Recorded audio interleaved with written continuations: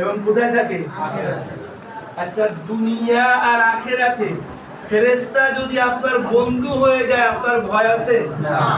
কতক্ষণ থাকবে তারা বন্ধু হিসাবে?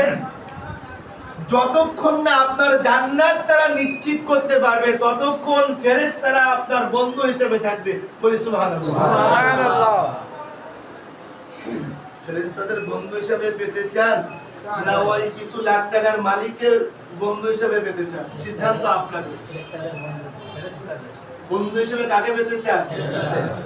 হ্যাঁ, এই দুনিয়ায় একটু আরসি, কোকোকোলা, ফিজাব জুস এগুলো খেতে চান, না আমার প্রিয় নবীজি করিম সাল্লাল্লাহু আলাইহি সাল্লামের হাতের হাউজে কাউসার খেতে চান? সিদ্ধান্ত আপনার। আপনি এই আরসি, কোকোকোলা জুস খাবেন না নবীজির হাতের হাউজে কাউসার খাবেন? সিদ্ধান্ত কার? আপনার সিদ্ধান্ত নিতে হবে। এখন এই জমিনে এখানে বসে সিদ্ধান্ত নিতে হবে।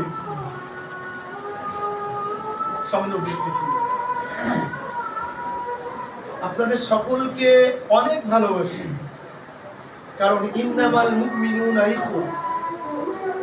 একজন মুমিন আর একজন মুমিনের কি বলেন তো? মায়ের পেটের যে ভাই, ইয়াউমে আফিরুল মারউ মিন আখি ওয়া উম্মিহি ওয়া আবি। ভাই সেদিন ভাইকে পরিচয় দিবে না, চিনবে না। পিতা সেদিন সন্তানকে চিনবে না, কিন্তু দিনে ভাইকে চিনবে। মুমিন একজন মুমিনকে সেদিন কি চিনবে। আমরা সবাই মুমিন ভাই, ঠিক কি না? আমরা কোথায় যেতে চাই? কার জান্নাতে? কার জান্নাতে? আল্লাহর জান্নাতে। কার মত অনুসরণ করে? নবীজি করিম সাল্লাল্লাহু আলাইহি সাল্লামের দেখানো পথ অনুসরণ করে আমরা জান্নাতে যেতে চাই। তাহলে জমিনে কোন বাতিলকে ভয় পাবেন না? কোন বাতিলকে ভয় পাবেন না? কোন টাকাওয়ালা মানুষকে নেতা হিসেবে মেনে রাসূলকে ভুলে যাবেন না? আপনাদের নেতা যদি, আমাদের নেতা যদি একচক্ষুওয়ালা হয়, কি হয়?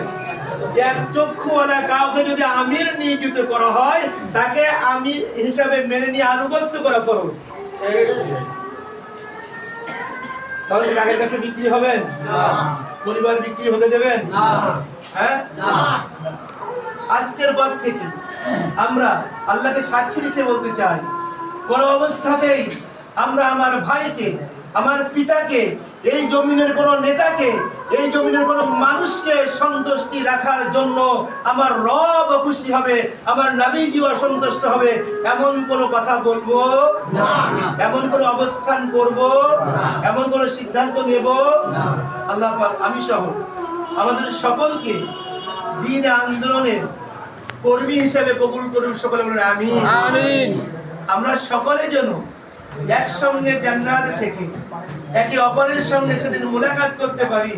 আমরা সকলে যেন যে জান্নাতে সমস্ত জান্নাতীরা দাওয়াত পাবে, সেই জান্নাতের নাম কি? জান্নাতুদ দারুস সালাম। দ্বিতীয় 2 নম্বর জান্নাতে সমস্ত 8টা জান্নাতের মানুষ সব দাওয়াত পাবে। বহু বড় আলোচনা। আল্লাহ পাক আমাদের সকলকে যেন ওখানে ওই দাওয়াতে অংশগ্রহণ করে দাউদ আলাইহিস সালামের কণ্ঠে কোরআন তেলাওয়াত, নবী করিম সাল্লাল্লাহু আলাইহি সাল্লামের কণ্ঠে কোরআন তেলাওয়াত, স্বয়ং আমাদের রবের কণ্ঠে কোরআন তেলাওয়াত শোনার সুযোগ করে দেন। সকলে বলুন আমিন। আমিন। আসসালামু আলাইকুম ওয়া রাহমাতুল্লাহি ওয়া বারাকাতুহু।